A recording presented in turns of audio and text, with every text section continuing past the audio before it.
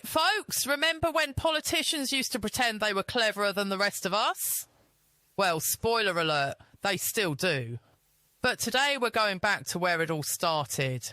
Because Tony Blair didn't just open the borders, he tried to reprogram your brain while he did it. So here's what's just come out. A 2004 government paper dug up by the Telegraph reveals that Blair's crew had a radically different communication approach to immigration. Not fix the policy, not listen to voters. No, just correct public misconceptions. Because apparently, if you didn't love mass migration, you were simply confused.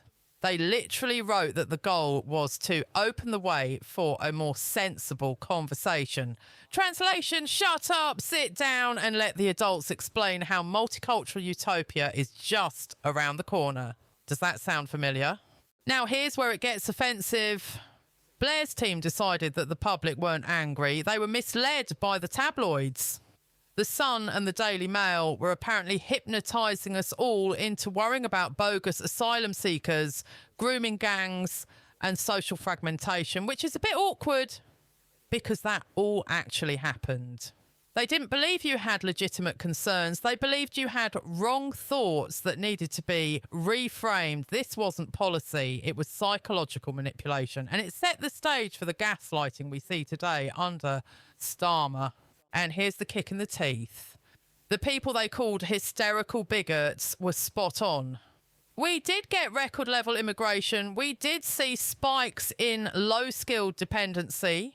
We did witness horrific abuse scandals like Rotherham and Rochdale. But you see, back then, you weren't allowed to notice. And if you did, they had a leaflet ready to tell you why your instincts were racist. This mindset that the public is a problem and needs to be managed is still alive and well in 2025. Keir Starmer's Labour has inherited it wholesale. Instead of holding grooming gang inquiries, they delay. Instead of fixing migration, they redefine hate.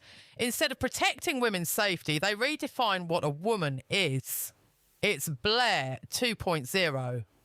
The difference? Back then, they believed they were building a utopia.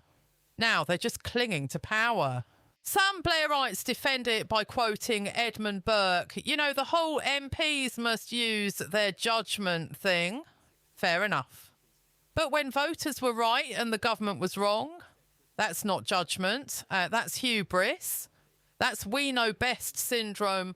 And it destroyed trust for a generation. Instead of asking, what are we getting wrong? They asked, how can we make them stop complaining?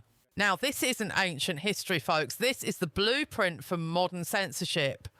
From Blair's spin machine to Starmer's respect orders, the goal is the same. Control the message. Ignore the people. Protect the narrative. And that's why reform is rising. That's why trust in Labour is collapsing, because when the truth finally leaks, no comms plan in the world can fix it. If you're sick of being lied to, gaslit and patronised by people who failed you for decades, subscribe to TruthCast UK. We tell it straight. And we actually believe the public is right more often than the politicians.